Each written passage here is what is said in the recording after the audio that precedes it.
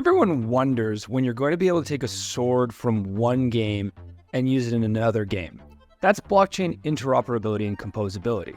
And while gaming isn't quite there yet, this week something huge happened within composability on-chain. I'm talking about Farcaster Frames. For the first time ever, you are going to be able to create actions like minting and so much more directly where your users already are in Farcaster. In this video, we're going to break that down along with so much more that happened this week. GM, welcome to Web3 Academy, your one trusted source to capitalize on the next big phase of the internet. We are here to make sense of an on-chain world in constant transformation. I'm Jay Bird along with my co-host Kyle Reedhead, and we believe that composability on-chain is going to change the world. I do believe that, Jay. You're very right. I do. Today, we've got a lot to talk about. We're going to talk the macro world once again in our market watch. We kind of stayed away from that for a bit because all the talk was on ETFs. Now that the ETF bonanza is somewhat over with, it's back to interest rates, it's back to inflation and all the stuff that, I don't know, we need to hear about, but we probably don't necessarily love. So that's what we got for the market watch. There's a lot going on there. And then we're going to talk about what's happening in crypto. There was a hack with XRP. So what's going on there? A lot of airdrop stuff we're going to cover today. Big one with Jupiter. There's some FUD and some drama going around on that one. But overall was a big success. And then a bunch of airdrops that came out this week. So we'll make sure that we cover that. Bitcoin has a marketing budget. That's really cool. We're excited about that. We'll talk about what that even means. Pudgy, every week now we talk with them. So of course, we'll talk about something they're doing. Again, Pudgy Penguins, that is. And is OpenSea for sale? One of the biggest crypto companies in our space. Is it for sale? Well, we'll talk about that as well. And so much more. But before we do, as per usual, we take a deep breath and we talk gratitude. Jay, what are you grateful for today? That was a nice deep breath. Thanks for that. Thank you. I hope our listeners took a deep breath along with you there. I am grateful for our babysitter. We had our babysitter over last night, and Sam and I went out on a date. And I'll tell you, when you got an 8-month-old and you get to go out, just the two of you on a date, it's miraculous. Like you feel like you haven't done it in years. And it was simple. We just went out for dinner, nothing crazy or special, but it was very, very nice. So grateful to Emily for looking after Jack and for letting Sam and I have a date night. That's why you came in this meeting just glowing and full of energy. It makes sense. Love that. I am grateful for running, which is hilarious for me to say because I've always been not against running, but not necessarily against running. I'm just more in favor of weightlifting and resistance training. I think that's where people should spend their time. However, that being said, I sit a lot at work. So I was like, you know what? I need to do something to get my heart rate up more often. I don't get to play sports, especially now when I'm traveling. So I'm going to run. So I've been running like 4 times a week probably. And it's beautiful here in Buenos Aires. So I do it outside. And I absolutely love it right now. What I love about it is it gives me an opportunity, one, to just get my heart rate up, but not have to go to the gym and like go through the struggles of lifting weights. You can't really do that 7 days a week. And then also I get to listen to a podcast. So I usually listen to some very nerdy crypto podcast and like dive deep into something, or I dive deep into thinking about the business or my investing strategy or something.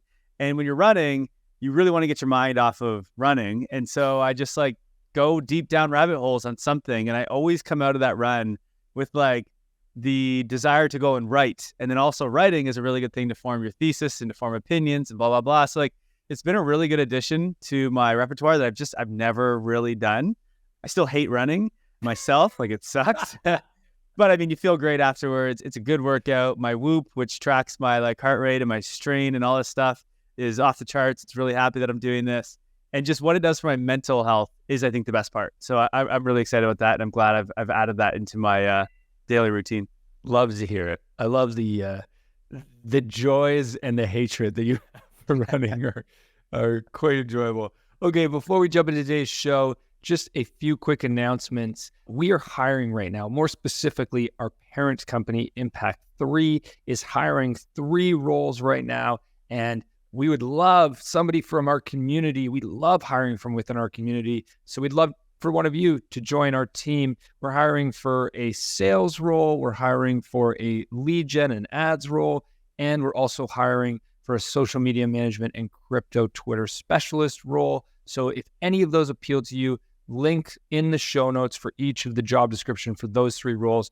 Please check them out, and everything that you need to know on how to apply will be in there. Yeah, we'd love to talk to anybody in our community. And even if you don't have all the experience in the world, that's completely fine. We like to hire young, as long as you are a hustler. Do you work hard? Do you have a strong mindset, a positive mindset? If you do those things and then you like crypto, then you're probably a good candidate. So make sure to apply. We have a question, as per usual, our poll. Jay, why don't you ask that question? Today's question is, do you use Farcaster? Farcaster is one of the leading Web3 decentralized social platforms, and we're going to talk about Farcaster Frames today. And we want to know if you guys use it, because we're trying to decide if we should put more resources into it. And if you guys are there, then we want to be there too. So answer the poll question, do you use Farcaster? There's a couple different options on how you answer based on how much you use it, which will help us decide if we should spend more time there as well. All right, awesome. On to the market watch. I've got some charts up on the screen, so if you're listening, maybe check out the screen, but I will do my best to explain as we go. There's not a whole lot of charts, so it's not a big deal. Quick overview, Bitcoin sitting at 42,400, ETH sitting at 2275, and Solana sitting at 95.5. Down from yesterday after the FOMC meetings, the Fed meeting, where they decided to keep rates as is. So we'll talk about that. But really, we've just been kind of sitting in a range for the last almost 2 months. Basically, since the first week of December, we haven't moved a whole lot. And I know some people in our Discord are getting a bit tired and I think a bit impatient of the volatility. We're up 5-10% one week, and then we're down 5-10% another week. One thing I would just say is, like, this is just the norm for crypto. In, equities, normal equities, it's like a 1% to 2% per week up and down. And that's sort of like your normal crab market, you would call it, where you don't know if you're going to go up or down. And in crypto, those are like more like 5, 10, even 15%, which is just something we all have to get used to. So this is normal. When you look at the chart, like I have the Bitcoin chart up here, it almost looks like we haven't moved for an entire 2 months.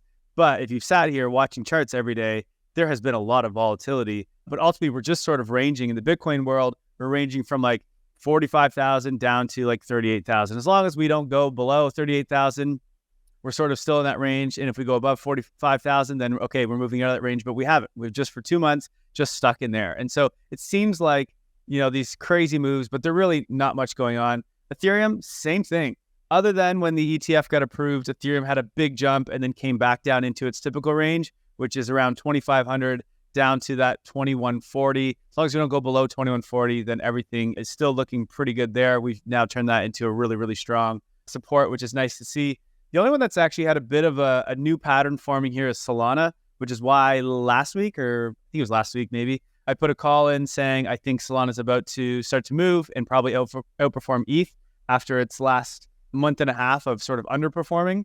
It is still somewhat in a range, but it has basically broken out this current week. It broke out of this sort of like wedge pattern that you can see here. It's been on this sort of downtrend, which is what formed the wedge.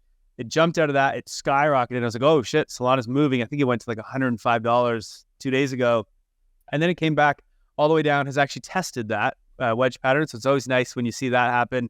And now it's kind of popped back up. So we'll see, like, really, we're in the macro world. So it's always going to depend on interest rates, inflation, what is going on in the global macro markets more than anything in crypto specifically right now, unless the ETH narrative starts to pick up. But I don't know, seems like we're still a month or two away from that to really start to pick up.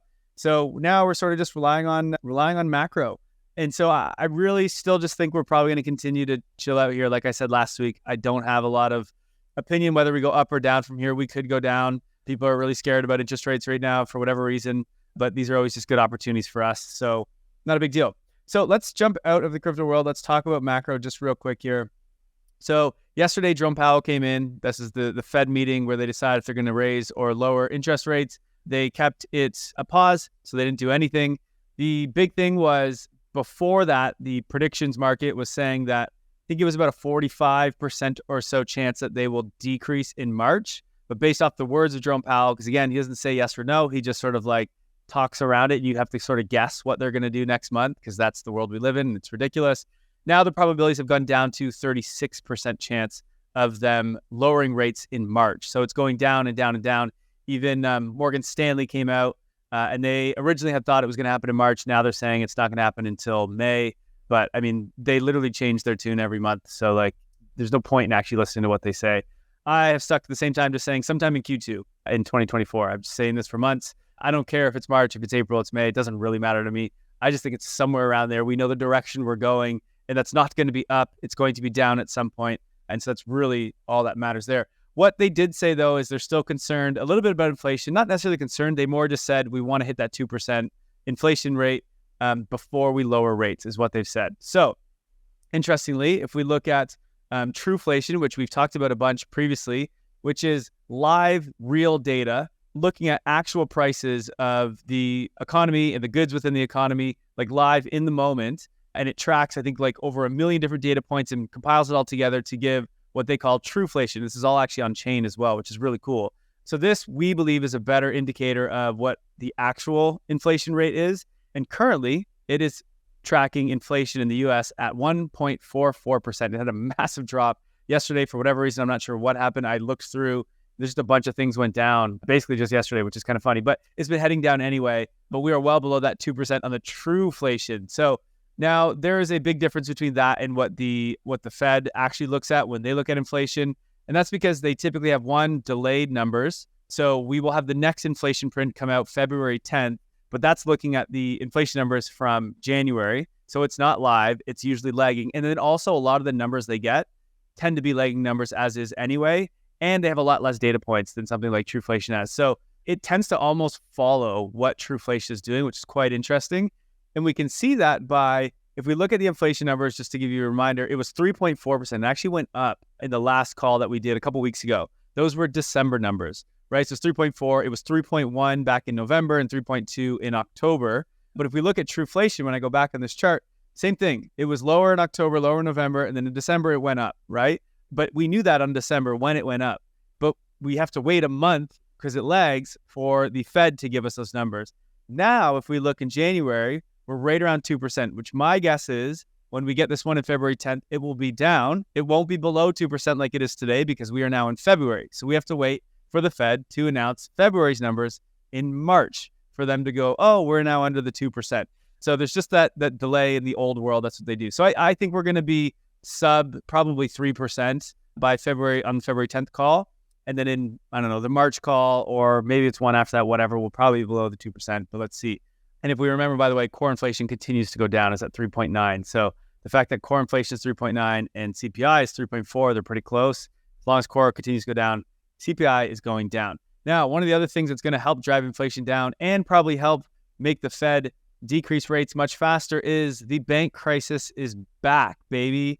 And I say that in an exciting way. It's not all that exciting, but interestingly, the New York Community Bank, which is the bank, interestingly, that purchased Signature Bank when it failed just last year, they are now likely going to go under. Their stock is down 43% in the last 2 days.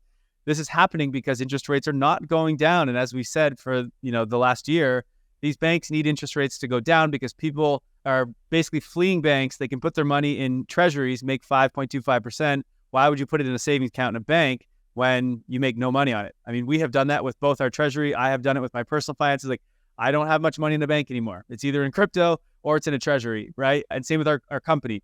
Most companies, and I wouldn't say most people are doing this, most companies are doing this. Most people that are aware of their finances are doing this. And then just unfortunately, there's a lot of issues going on with like real estate, especially corporate real estate, which a lot of banks hold on to. And so their assets that they use as collateral are beginning to fail. And all this has to do with interest rates. So if we remember what happened last time the banking crisis happened, which was early 2023, Bitcoin and crypto went nuts, right? They love when banks are failing because they are the solution. And so I don't know if this is going to continue, but it's likely there will be more of these coming because the Fed has made some changes to how they're funding these banks when they fail. So it's getting worse and worse for banks, basically. And so Arthur Hayes, the degen of all degens, but actually a really extremely smart person who really gets macro and loves crypto, he's basically calling for money printing to be turned on soon because he thinks we're going to go back into banking crisis 2.0, not banking crisis in like 2008, like the financial crisis one, banking crisis in the one last year where just a couple banks fail and then the Fed backstops it like they always do. And that means more liquidity in the system, and probably to solve it, they lower interest rates. So inflation falling, banks falling means interest rates also going to start falling. So continue to be bullish as usual. Look, a lot of the market doesn't get this stuff. And so when they say they're going to pause rates, it's all bullshit and people get scared and sell. But if you know what's going on, you're looking forward into the future, rates are going lower. Don't worry about it. So is inflation, which means risk assets are going higher. And one other thing I just wanted to mention is I did a market watch this week with Tom Dunleavy, who's a private investor in crypto. He has like a $20 million fund, and he was just talking about private markets. So I talk about public all the time. We see public. I don't do private investing, so I don't have like a good idea of what's going on in the world. But this episode was great because he sort of, when we started off for the first like 20 minutes, really diving into private markets. And he said Q4 of 2023 was the biggest quarter in crypto in a long time, like over 2 years. And he said, and even this year, so January is off to a massive start. So there's a lot of funding coming into the space. That generally means that leads public markets. So he's very bullish on this year as a result of that. And there was a few narratives and things that he talked about that they're investing in. So I highly recommend checking that out if you want to learn more about markets, specifically private. But other than that, I think just about does it for our market watch today. Jay, any questions? Here's what I heard. There is a dumpster fire of the TradFi system currently and a bunch of old geezers who don't know what they're doing. But don't worry, it's good for all of us. Something like that. Yeah, actually. It really is it. Like the more that the old people just completely fuck up the traditional system, the better crypto is, right? The more important crypto becomes, the more necessary it becomes. So when shit hits the fan in the traditional world, like sometimes it scares markets and so crypto does dump, but ultimately that means more and more bullish things in the future because crypto solves all of these problems. So it's all good. It's all good, baby. It's all good. Okay, let's go to the first big news story of the week, which is Farcaster Frames. This is a massive innovation in the Web3 space. Basically what Farcaster Frames is, it allows any app to pull a frame within Farcaster, to create a frame within our Farcaster. And what a frame is it's basically a way that you can engage a user to take an action, but you can keep them in Farcaster. You don't have to take them off. Now, this is built using Facebook's Open Graph protocol. Facebook created this Open Graph protocol, which was this idea that, okay, Facebook actually wanted to do what Farcaster is doing right now, but couldn't do it because their business model went in the direction of closed walled garden in order to monetize for ads, basically, was their business model. Now, obviously, with decentralized social, that changes. So what Farcaster Frames allows is it allows a user to be on Farcaster, and Farcaster is just like Twitter. It's a social media platform, a decentralized social media platform. And you're on Farcaster. This is where all your users are every day. I mean, I know not a lot of us are yet on Farcaster. It's still new. But if Twitter was doing this, we're all on Twitter every day. And every business that's on Twitter is trying to take your attention that they have on Twitter, and they're trying to get you to take an action, right? They're trying to get you to subscribe to their newsletter. They're trying to get you to buy a pair of shoes from them. They're trying to get you to sign up for a course. They're trying to get you to take an action. And in order to get you to take that action, they have to take you off of the platform where your attention is, because you can't transact on that platform. You can't sign up for something. You can't give your email to something. You can't purchase something because there is no monetary way to achieve commerce on that platform. So what Farcaster Frames does is it brings that ability directly into Farcaster where the attention is. This is it's a huge, huge innovation, because think of it like an embed. For those that aren't using Farcaster, you can embed like a tweet in a newsletter, and now you can like the tweet, but you're actually still just reading your newsletter, which we do with ours all the time. It's basically that, but for anything, whether it's like commerce, whether it's reading our newsletter, you can actually like embed using a frame our newsletter that's on Paragraph, and you can be scrolling on Farcaster, stop, see that frame of our newsletter, and then actually read the entirety of the newsletter in that little frame, which is pretty cool. So you never actually had to leave and go to our site, which is quite interesting. And there's a lot of functionalities that can come from that as well, especially when you consider that your Farcaster account is a wallet, or not a wallet, it is a wallet. Yeah, it's basically your crypto account, right? And so now that's already connected. You can make purchases without having to put in your credit card information or leave the page. You can just do it all in there. So that just hopefully helps you guys kind of visualize what this means. Yeah, to give you a couple other examples of what's happened so far. So Kai mentioned that Paragraph, which is our newsletter platform, has already developed a frame so you can read our newsletter or subscribe to our newsletter directly within Farcaster. A few other things that have happened is somebody has launched an instant checkout as using a frame. So in this case, they did it for cookies. So you can, if you're on Farcaster and you want to buy cookies because you're following this cookie brand, well, you could instantly check out and buy the cookies. And as Kai said, the key there is you already have your wallet is what you use to log into Farcaster with. So you already have a wallet that has commerce abilities and has money in it. You would obviously have to have some crypto in your Farcaster wallet, but assuming you did, you would be able to check out instantly. And if you didn't, it would just likely ask you to add some money to your wallet. And likely that would be just through a credit card. And, hey, add money to your wallet, and then you can check out and do this. Also, somebody made a frame of Doom, remember Doom, Kai, the game from the 90s that I used to love playing. This game is like one of the first-person shooter games that made it really big. So somebody made a frame where you can, within Farcaster, you can play Doom. You can play this game. It's just they've embedded this game. Somebody else, our friends at Sound made so you can listen or mint a song directly within Farcaster. So like right now, your friend shares a song on, I always like using Twitter as an example because we all understand Twitter or X better than we necessarily understand Farcaster. But it's like I share a song on Twitter or X, and I'm trying to encourage my friends to listen to that song, or I'm an artist and I'm sharing a song, they're going to have to click a link and go listen to that song on a different platform, right? That's a lot of friction. That's taking people off platform. Twitter doesn't like that, so they actually push that post down on the algorithm. So nobody's winning in that case. Whereas with frames, now, you can listen and mint that song directly within a frame. And there's been multiple other frames that people have built. Look, to me, there's two takeaways here. One is we are developing a crossover between the attention economy and the e-commerce economy.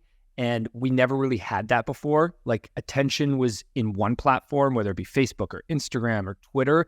And then when you wanted to transact, you had to go to a different platform. We're now merging those together with Web3. This is just a huge unlock.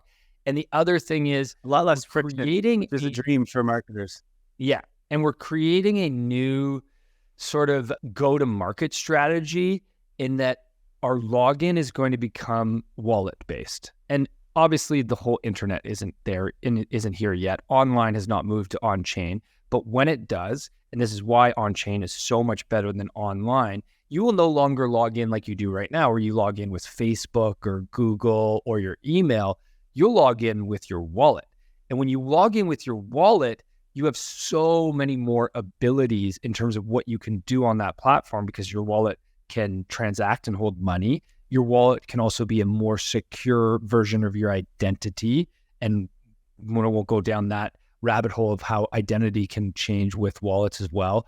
But this means that now, because you're logging in with wallets on these platforms, you have much more ability as a brand to interact with your user in ways that you didn't have before. And what we're going to see is really a new go-to-market strategy for crypto companies and on-chain companies. I think this is going to be a big meta for 2024 is if you're launching a new brand and you're going after on-chain users, you need to focus your go-to-market strategy to go to where the wallets are. And Farcaster has wallets, and there's other platforms that have wallets. Spend your time there where the wallets are, because that's where your users, not only they're there, they can engage in so many ways with your brand because of their wallet. Yeah, I mean, to be fair, there's 14,000 daily active users on Farcaster, so the wallets are not necessarily there yet. But in the crypto world, that is where the wallets are. There's a lot of crypto natives, which is a target audience for certain people that are engaging over on Farcaster now and have left Twitter or X. And so like for some people that might make sense to target them. If you're like a mainstream brand, like, I don't know, Farcaster is probably not the place you need to be spending your time, at least not right now. But hey, it doesn't hurt to be early as well, right? So I love that it removes friction from the payment, My only issue is like most people in the world have a spending problem as is. If we start removing friction from spending, like I said, it's a dream for marketers, probably terrible for the average person because most people are terrible with their finances. Now, people in crypto already generally are much smarter with their finances. That's why you're here probably. And so like, you're probably all good. I fear for when this becomes a mainstream thing. It's like one button. And I mean, I guess the good thing about crypto is you actually have to have the money. It's not credit. And so like that maybe is a good thing, but I'm sure we'll get credit tied into this at some point too. And then I'm nervous for the average consumer. People just, I love how you went to the like sociology impact of this. Yeah. Well, Kai, we don't generally go down like more philosophical, psychological impacts, but yeah, watch out, users. You might have to be better with your finances. Okay, next up, this happened just this morning or last night. Yesterday. XRP was hacked. Ripple was hacked. What happened here, Kai? Yeah, so Ripple itself was not actually hacked. What happened was the founder of Ripple, his wallets were hacked, or I don't know how they accessed it, but basically the founder of Ripple holds a hell of a lot of XRP, which is a scary thing in the first place, by the way. But anyway, his wallets, which are not even all of what he owns, was hacked for 213 million XRP, which is equivalent to $112 million worth of XRP. This is just the founder. This is not Ripple. And that's how much he owns. It means well known that Ripple and the founders of Ripple, like they own just a shit ton and they just sell it on a monthly basis all the time and just like make so much money from this company that, in my opinion, doesn't do much. But anyway, turns out it wasn't actually Ripple that was hacked. I think it's just the founder. So fortunate, I guess, the person that hacked, whoever it is, they've already managed to launder the funds through a bunch of different exchanges. Now it's been reported and they've reported to the police. So we'll see what happens. But I mean, XRP continues to somehow be one of the biggest tokens in the world. And so obviously a hack of this amount is a pretty big deal.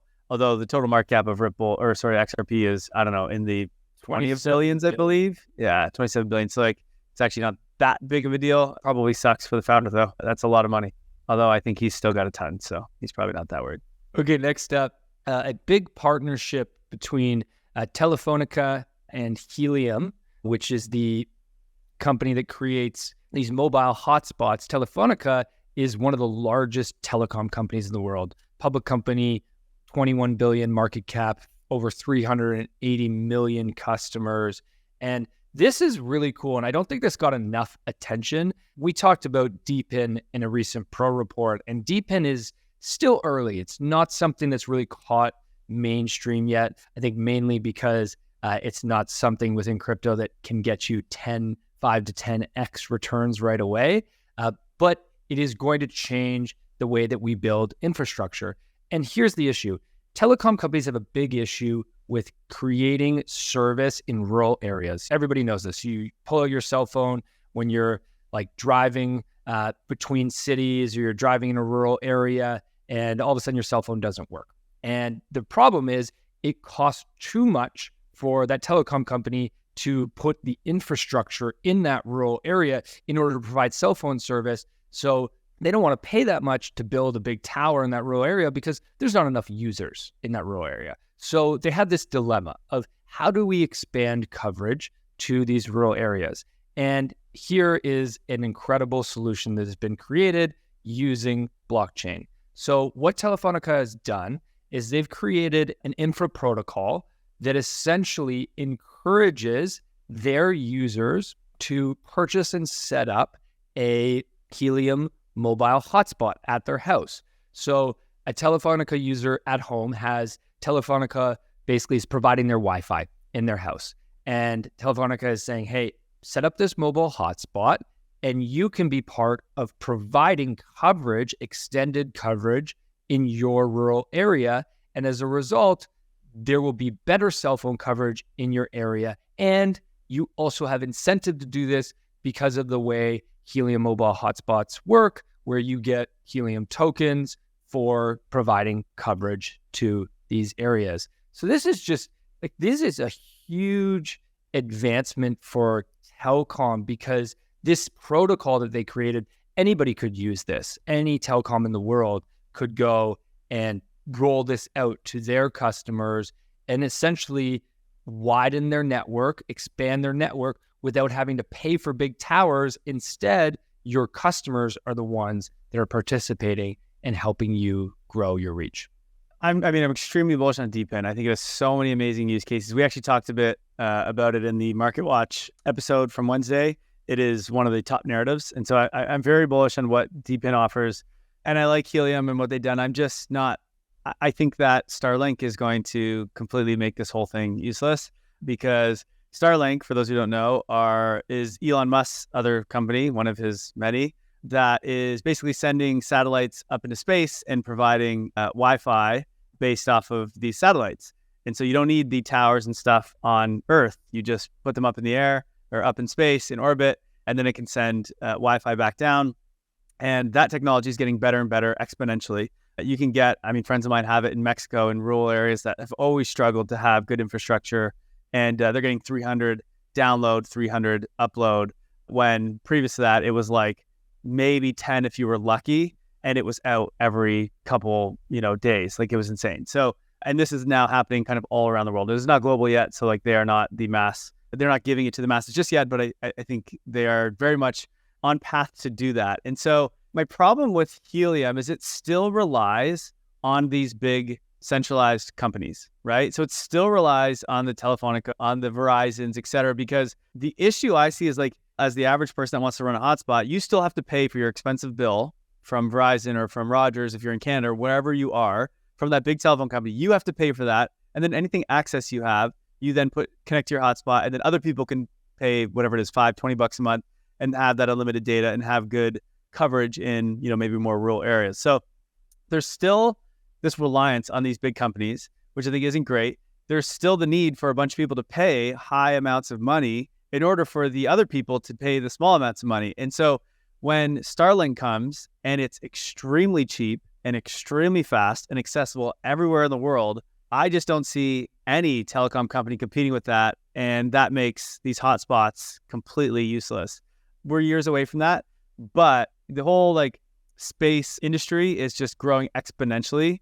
And the amount of rockets that can go up into orbit are just, the frequency of this is happening so fast, so frequently. And that is even happening exponentially. Plus the size of these things are getting bigger. So Elon's already putting hundreds, I think it's thousands of satellites up in the air every month. And so I think Starlink is going to surprise everyone and just be the thing that we all use for internet, because it's just a way better technology with a lot less infrastructure and just bullshit in the middle. Bullish DeepIn, just not so much Helium. I wonder if your numbers are correct there, Kai. What I'm seeing is that SpaceX set a new rocket record. Oh no, this is rockets, not satellites. I don't have the satellite number. Yeah, the satellite number is massive. I just read his book where he talks all about it. So what they're doing with this is insane. And I think it's not many years until we just all use internet from... the only issue of it right now is latency. So there's a bit of a delay, but they have typically with satellites, satellite internet, but they are just beyond every other satellite internet provider. And I think they're going to solve that no problem. So let's go short term. Probably Helium still does really well because it is a great idea. And I like what they're doing. I don't think the business model is sustainable because of competition, not because of the model itself. Mm-hmm. Competition is a good thing. It hopefully leads to the best results for the users. That's usually what it does. Okay, next up, Pudgy launches OverpassID. This is a separate product from Pudgy Penguins, but it's by the Pudgy Penguins team. And they just launched it in beta. And so basically what this does is it allows NFT holders, communities, and brands to execute licensing deals in a super simplified way, especially on the legal front. So right now, the platform is launched in beta, and it provides an opportunity for 88 Pudgy Penguins, 50 bigs, and 38 littles for Chapter 2 of their merchandising plan. So this is after success of Chapter 1. If you remember, in Chapter 1, Pudgy launched, I can't remember, it was 16 or 20 different Pudgy toys in Walmarts, in 2,000 Walmarts all around America. And they sold 750,000 toys in 7 months through that program, which was an incredible success. So now what they're doing is they're saying, okay, the issue with that program was in order to make those toys, they licensed the NFTs directly from the holders, right? But the issue was legally doing that is a nightmare. You have to involve so many middlemen, a lot of contracting, a lot of management issues. Well, that's the whole point of smart contracts, right? Isn't that why we have smart contracts? So that you can remove middlemen. You don't have to worry about a lot of these legal issues. You can just embed it within a smart contract. That's exactly what OverpassIP is it's a platform that makes it very easy to license your NFT to somebody who wants to license it from you. So right now, if you have a Pudgy, you can go on OverpassIP. It's just in beta right now. It's not at full launch yet. And you could apply. Like if we look here right now, I got OverpassIP pulled up on the site. If you have a Pudgy Penguin, there is 50 spots. You get a 20% royalty if you are chosen. So if your NFT is chosen, so far, 1,180 Pudgies have submitted an application for their Pudgy to be chosen. So Pudgy Penguins will choose 50 of them, and they will get a royalty percentage because their NFT will be turned into a toy. We've talked a lot about IP within NFTs and how you manage IP licensing, and we have not seen a solution yet. That there's been solutions, but none of them have made it big and have made it into the mainstream. And this feels like the first one that'll actually be able to do that, because although this is just Pudgy Toys, Pudgy Penguin NFTs right now, the plan is this is for any NFT collection could use this. Right now, it's just supporting Ethereum, but their plan is to support assets on other chains as well in the future. So really exciting to see. Nice to see companies building through the bear. Love to see it. What's going on over at Bitcoin, Kai? They getting a marketing budget? Over at Bitcoin. Yeah, I was just at the office, the Bitcoin office there, talking to the marketing team. Kidding. So, but speaking of marketing, Bitcoin does now have a marketing budget, which is really cool. And this comes from the largest traditional finance companies in the world. So one of the things that was really good about the Bitcoin ETFs getting approved is, we talk a lot about the demands and the flows, and is there a bunch of, people going to buy Bitcoin and blah, blah, blah. But forgetting that, I think that's more of like a secondary effect, although like that is a big deal, especially down the road. The biggest thing is like, it really legitimizes Bitcoin and hopefully in crypto in general, but definitely Bitcoin. And so companies and institutions can now start to build in Bitcoin and work with Bitcoin companies and do things. And so, for example, especially when you have something like BlackRock who's powering the way, well, as soon as all this got approved, they went to Google, and they actually did this before it was approved because there was already rumors that this was going to happen. And they went and talked to Google and said, hey, we want to be able to advertise our Bitcoin ETF. Google notoriously has not had very favorable policies around running ads that have to do with crypto. And so they basically went to them and said, hey, we have this ETF. It's approved. It's legitimate. We've got the okay by the SEC. We want to run ads for it. And Google has changed their policy as a result to allow them to do that. And so now if you type in Bitcoin ETF, if you're in the US, maybe in other jurisdictions as well, you will see VanEck ads and you will see iShares, which is BlackRock, running ads. So they're paying Google to promote their Bitcoin ETF. BlackRock is literally spending money, and a shit ton of money at that, for people to come and buy Bitcoin. And I think that is a really great thing. What I like to see is BlackRock just will go and force other companies to become friendly towards Bitcoin and crypto overall so that they can continue to push their products, which, sure, that's good for BlackRock. Maybe other people don't love that so much, but ultimately it's great for adoption of crypto. And this is exactly what's going to happen when the Ethereum ETF gets approved as well. ETH also gets a marketing budget. It's incredible to think about them as having marketing budgets, but this is why there's so much attention that is going to come towards these Bitcoin and Ethereum in the next few years. Okay, let's go to network effects. This is network effects at play right here, right? When something has Lindy, it's been around long enough, there's enough people relying on it. You have enough people that will spend money to make sure that it grows even more, even further. That is what network effects, we talk about all the time, but this is it in reality, which is there are network effects to Bitcoin. BlackRock, the biggest institution in the world for assets under management, is part of this. It is now pushing it and spending money to push it. That is very strong network effects. Ethereum will also get this very soon. Okay, next up, is OpenSea for sale? So OpenSea's CEO, Devin Finzer, said in a email to a media personality that the NFT platform is open-minded towards acquisitions, including its own. So look, whether or not this is news or not is debatable, because he didn't say this in an interview. He didn't say this publicly, but he also knows exactly what he's doing when he's emailing a reporter, he knows that they're going to take this and run with this. It's on the record. So I think that, and no surprise, OpenSea's had its struggles. They haven't done great over the past few years, despite being the absolute behemoth that they were during NFT mania a few years ago.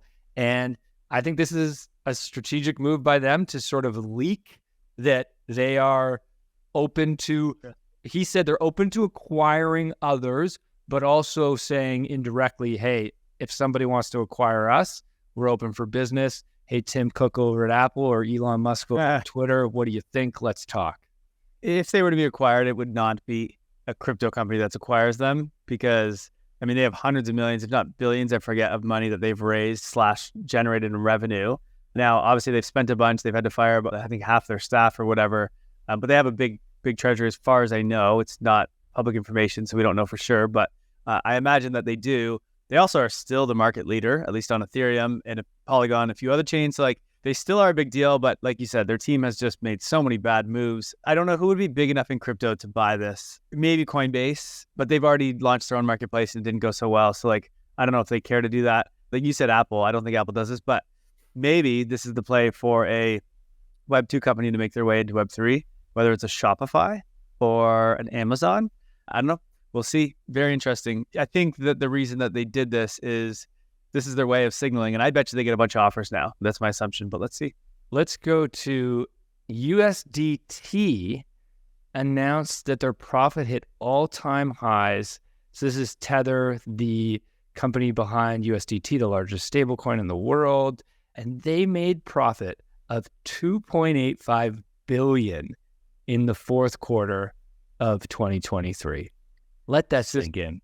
Unbelievable. There's a crypto company that could buy OpenSea right there. They're just printing money. And actually, because they will not be printing money once interest rates go down, but that means bull market, which means NFTs go crazy, and all of a sudden OpenSea has a way to make a bunch of money. So it would be a great idea for Tether to buy OpenSea or Circle. But anyway, I don't think they will because that would be just completely out of the blue. But anyway, Tether is just, they have, how much USDT is there? $150 billion dollars. Yeah. It's something like that. I got to check out the market cap. Actually, I'll do it now, but it's somewhere around there. So they're just, they make their money off of interest rates, right? So interest rates at 5%, they're making 5% on whatever that is, about 100 billion is how much they have in USDT. And so they're making 5% on that, which is massive. The other way that they make money, because that's not 2.85 billion, but the other way that they make money is they own a bunch of Bitcoin. And is there another asset that they own, or is it mainly just Bitcoin? Oh, gold. They own gold too. They own gold. But gold hasn't done much, so I don't know why they own gold. But anyway, they also own a bunch of Bitcoin, which obviously has done really well. So they count this 2.85 billion as the unrealized profits that they've made on their assets that they hold as well. I think they hold Ethereum and things like that too. So technically, those are not like profits that they actually made because they would have to sell to do that. But either way, for this perspective, there's only 50 employees at Tether. And yet they're making $2.85 billion in one quarter.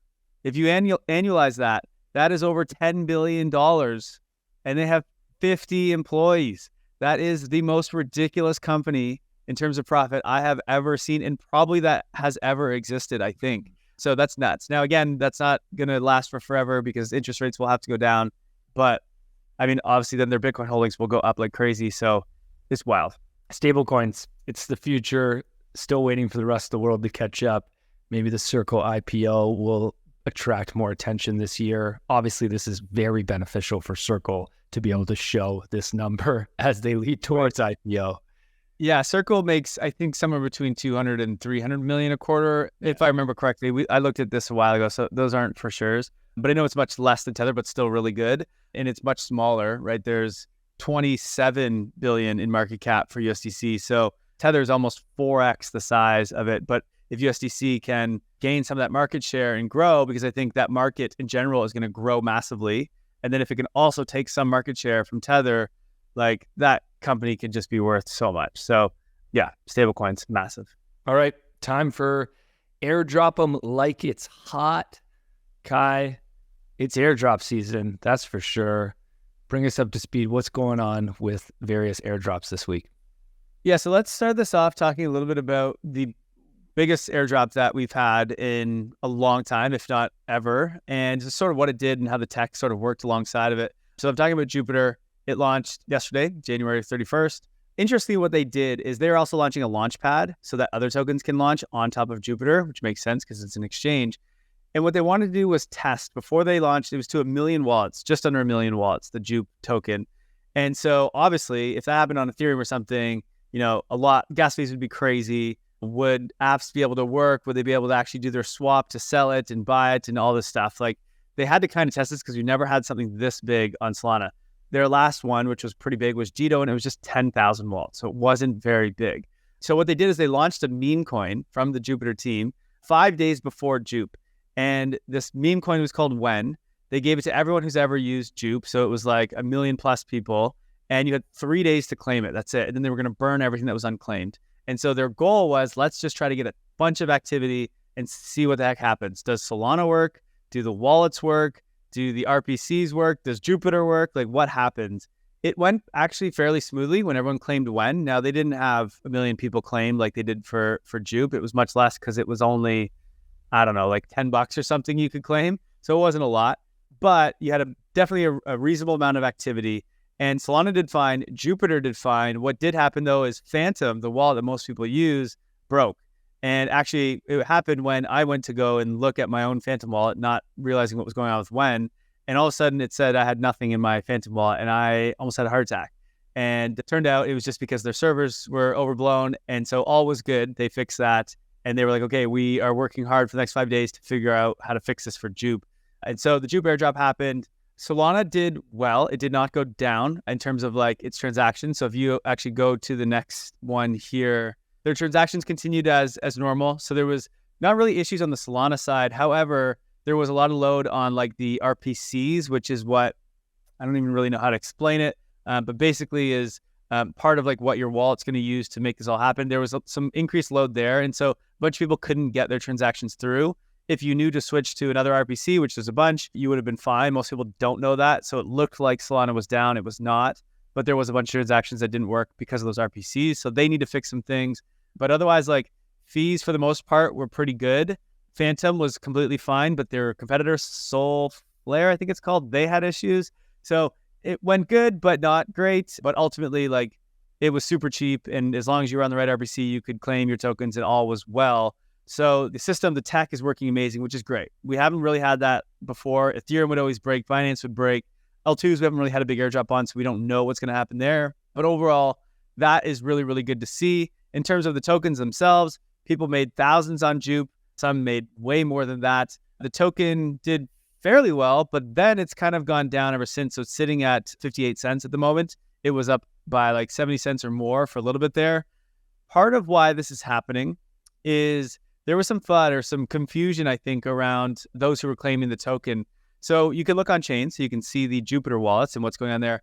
And they actually sold something like $200 or $250 million worth of Jupe. So a significant amount. And people were like, what the hell? Like this token should have went much higher, but the team themselves sold hundreds of millions of dollars. This makes no sense. I haven't been able to look through all of it yet because we just haven't had time before we started recording here. But basically, from what I read, is they had a raise that they were doing throughout this, and they had said this publicly that they were going to be selling a certain amount of tokens because they're raising it for the treasury, et cetera, and it would not exceed 250 million or whatever the number was, and it stops after 7 days. So like this was publicly announced and known.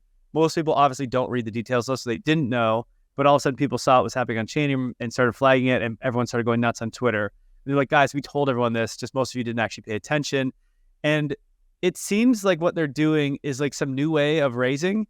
I don't fully understand it just yet, but they think that this is going to be a new revolutionary way for people to like raise capital and whatever. I don't know. Honestly, I don't know enough. So I'm not going to say an opinion either way. Seems a bit odd that they would sell this much on the day of the launch. So I don't know. A lot of people are like, well, they just kept the price lower than it should be. And so I think there's been a lot of FUD. People have been selling. Look, Jupe's an amazing company, amazing product. I would assume that if you have your tokens or you are going to buy them now, probably going to go up from here, I would assume, but I don't know. Honestly, we don't really know what's going on right now. So bit of a weird situation going on over in Jupiter. With that, we have more airdrops, a bunch of airdrops. And if you guys are not currently trying to farm airdrops, it doesn't take that much of your time and it is so worth it. People were asking in our Discord, like, Kyle, why are you doing it? You say not to risk things. Like, what are you doing? Like, why are you trying to risk some of your capital. And I just want to say, like, I only use a little bit of my capital. So like less than 10% of my ETH or less than 10% of my SOL kind of thing I'm using to farm airdrops. So it's not a significant amount by any means. And also like the returns you get. So like in the last 2 months, I made $10,000 on Jupe, or sorry, not on Jupe, on Jito. And that came from just putting hundreds of dollars in Jito. Now that's not going to happen very often. So like that's too much. I wouldn't expect that. But then, for example, Manta, I made $2,500 on, and I used 4 ETH. So less than $10,000 in ETH for about 60 days, which made 25% return on that in 60 days. Even though ETH has not moved in the last 2 months, as I talked about, I made 25%, right? And so that's pretty damn good. And then I've had some other ones of just like alt layer. I think I got like $250, not a lot, but like whatever. Then When was like $100 in total after, and I don't know, a few others, I can't even remember. And so like it adds up, and it's not that big of a time consumption by any means. And again, it's a small amount. And then the other thing is the ones, there are a million airdrops. The ones that we share with you are ones that have backings from like the big players in this space. And so like the risk of these ones is very limited. There's risk that maybe you don't get a bunch of your airdrop, but like whatever, it doesn't hurt you. Just unfortunately, you wouldn't get a bunch unless you pay a lot of fees. But so like I'd take the very low risk ones. And again, it's with a smaller amount of my portfolio. So it's not that big of a deal, but there's potential to make a lot of money right now. So it's wild to not do that. Anyway, let's go over a couple new ones that are happening this week. Meteor, which we talked about in the Solana airdrop guide in our newsletter, they have finally announced that they are doing this. We kind of guessed they were going to. They've announced that it's now starting. It doesn't show on their site yet, so I don't know what's going on, but they're launching a token called MET. I forget the date that it's happening, but the points should show up soon. And if you're providing liquidity, it's another like MarginFi or Camino that we've talked about a bunch. It's basically one of those. So tokens will be coming from that. You can use your Solana or Jito Sol to farm that airdrop. So I would recommend that. The EtherFi, which we've talked about a bunch, which is a restaking, look, what do you call this? An RST? Whatever it is, whatever the word is here, but liquid staking tokens, but restaking liquid tokens. I can't think of the name right now, but you get it. If you want to restake, you can do it, but you can use EtherFi to get ETH. Liquid restaking token, that's it. Jeez. Anyway, they've been around for a while. We've talked to them about them a bunch. But what they're doing now is what's called a mega week. So from January 31st to February 10th, they are doubling down and distributing 3 million of their eigenlayer points. So when you hold ETH using EtherFi, you get to farm the EtherFi points and eigenlayer points, right? But they've made a bunch of eigenlayer points, and now they're redistributing that to their users. So if you put ETH in, or you already have, you're going to make extra points as a result, extra EtherFi points and eigenlayer. So if you haven't used EtherFi yet, I would highly recommend you go do it. It's one swap for your ETH into EtherFi, and boom, you're farming 2 airdrops, and you get to hold it in your wallet. So it's a great opportunity. I'm using a bunch of that. There's a link in the show notes for you to do that. Watch out. There'll be a bunch of spam links, so probably use that link. It is a referral for me, so it does help me, but more so just don't get your wallet drained and click the wrong links. And then the last one we'll talk about today is Mode, another L2. We talked about Manta and followed that one, and that was pretty good for anyone who did that. Mode is a new one that exists that just launched yesterday, and they're doing some kind of cool stuff. So we talked about all the innovation that's going to happen in L2s. Mode is basically doing this thing where they're going to be sharing sequencer revenue, so fee sharing, with the apps that are building on top of Mode. So if you're a developer and you're building an app, you will make a revenue stream from people just transacting on top of Mode networks, on top of that L2, which is really cool. And then also people that refer others to bridge on, they can make revenue as well from the sequencer, so from transactions. So they're now sharing the revenues with the users and the developers on the L2, which is really, really cool. Something we haven't seen before. They are built using the OP stack and a bunch of cool stuff that's going on. But right now you can, if you've used layer 2s in the past, or you've bought NFTs, or you've done things on Ethereum or L2s, you already get points. You then have to bridge over to Mode Network to access those points, and then you'll be farming from there. You can use things on their L2, whatever, if you want to get more points. So this airdrop's coming in April. And so you've got a couple months to farm that. All you got to do is move some ETH across. There's also a link in the show notes so that you don't get spammed. Just do that and you can bridge across. It's pretty straightforward. So that's really cool. And that's it for all the airdrops, but there's so much. Love it. Thanks, Kai. Let's go to the final segment of the show and our favorite, Agree, Disagree, Explain, where we go through tweets and hot takes from the past week, and we talk about whether we agree, disagree with them, or some of them we need to explain.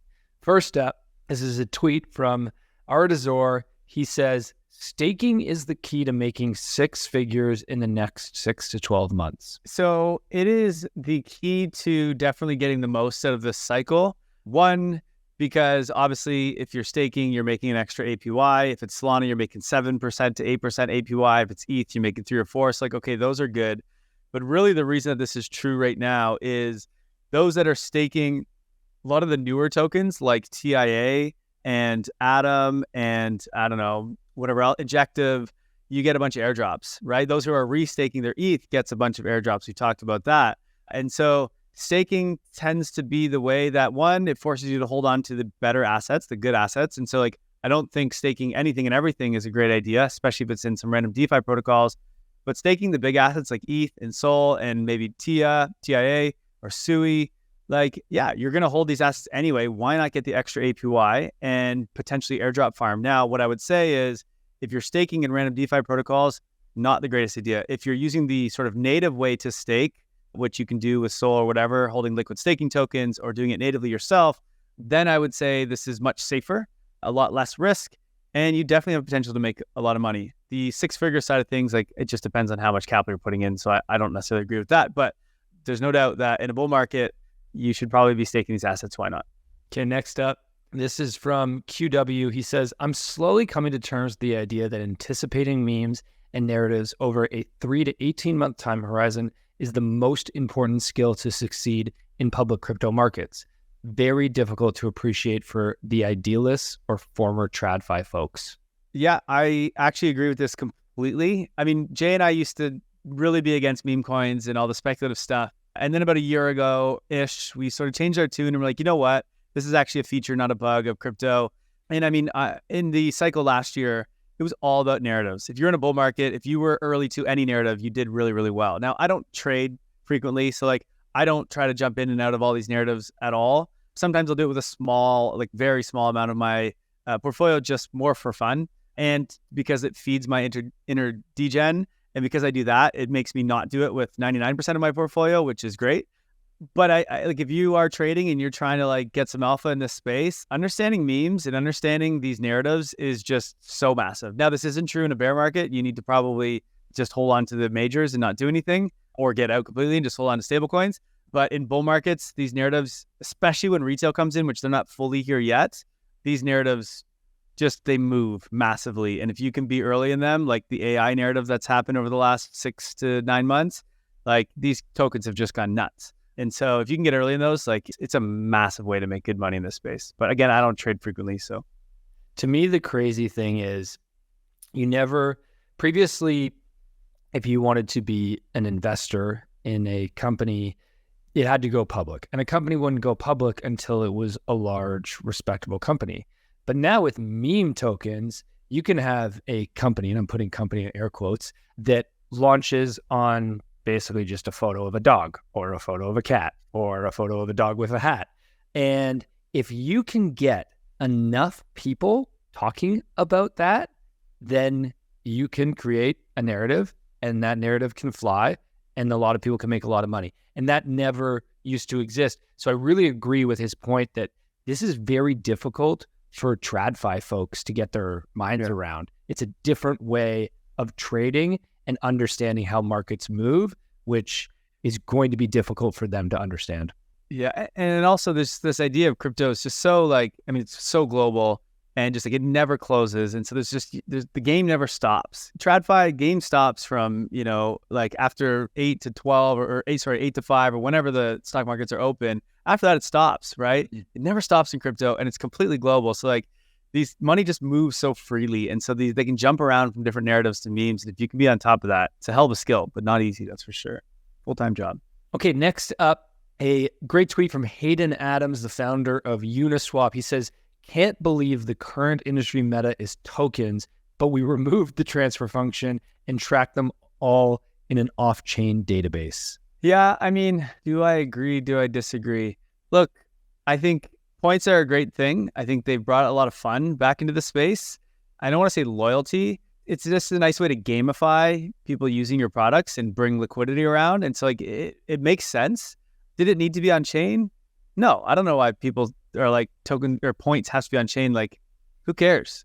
These points are just points. They're not things that are going to last for forever. It's a game to get people to come use your app and then you reward them afterwards. Why does that thing need to be on chain? As long as the reward is on chain, that's the purpose of this.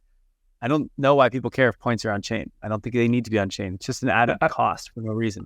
I recommend everybody go listen to our podcast that came out on Tuesday with Zach Herwagen from Snag Solutions, where we talk all about points and why everyone is launching points right now. TLDR, tokenomics are very difficult. It's a social science as much as it is an economic exercise to nail tokenomics.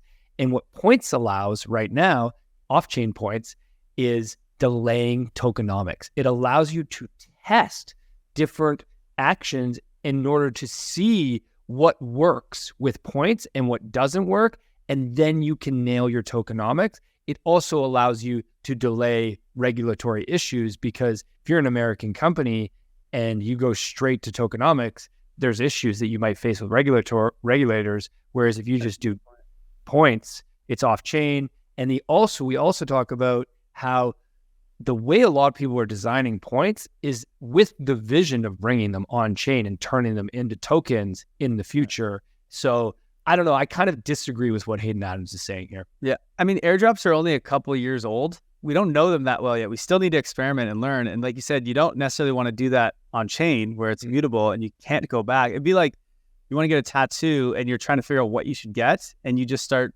actually tattooing yourself while you figure out what you want. Like, no, you draw it first until you come up with like, oh, there's the good idea. Now I'll get the actual permanent one. Like, I see points as the same thing. Completely agree. Okay, we got next one from NFT Stats. He says, I'm a bit surprised by the headlines going around celebrating that 3% of all Bitcoin is held by ETFs. According to Hill Dobby's dash below, that was already true before the ETF was approved because GBTC already had so much Bitcoin. Since then, total BTC in ETFs has gone from 616,000 to 618,000, hardly up at all. Yeah, I mean, that's the explanation. For those that didn't see, there was a lot of people around Twitter that were sharing this chart. It wasn't even really a chart, it was a number saying that 3% of Bitcoin is held in ETFs. And people are like, whoa, that's fast. That happened in, 2 weeks or whatever. We were already at 3%. So nothing changed. Nothing changed. Okay, last one before we wrap here. This is from Tang Yan. He says, being relentlessly optimistic, even when nothing seems to be working right, or when people tell you otherwise, is key to success, not just in crypto, but also in life. Optimism always wins. Bullish OP token. Just kidding. I completely agree. I don't see why anyone would live their life in a pessimistic way. It doesn't really make sense to me. Bad things are always going to happen, but you should probably just be optimistic about them because good things are also going to happen. You can choose your mindset. And if it's pessimistic, it just seems lonely and sad.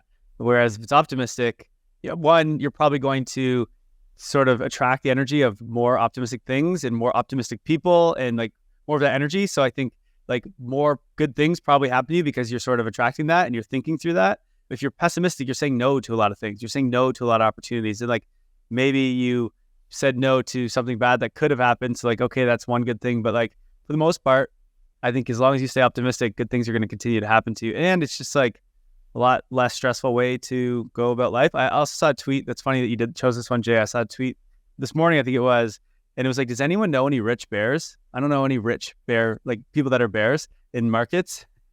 It's like, they're not rich. They don't make any money, right? If you're a bear all the time, you're not making any money, which is true because markets go up over like the long term. They end up just going up. So you might as well just be optimistic.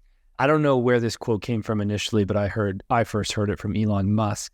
He says, I'd rather be an optimist and be wrong than be a pessimist and be right. And that exactly sums it up perfectly for me. That's a wrap, everybody. Thanks so much for listening. And if you're still listening, we appreciate you. If you want more discussion on any of today's topics, join our Discord where we chat every day with our community about how you can get in on airdrops, how to stay safe, what news matters, and how to stay on top of this crazy on-chain world that is in constant transformation. We appreciate you all. We hope you all have a fantastic weekend. We'll see you next week. Thank you for listening to Web3 Academy, your one trusted source to capitalize on the next big phase of the internet. If you enjoyed this episode, please share it and subscribe or follow so that you don't miss the next one. While you're at it, there's a link in the description for our free newsletter where we provide timely and relevant Web3 insights so you can confidently build and invest in Web3. Make sure to subscribe today. One final note. This podcast is for educational purposes only, and nothing we say is financial advice. Crypto and Web3 are risky, and you should never invest more than you're willing to lose. Thank you, friends, and see you in the next one.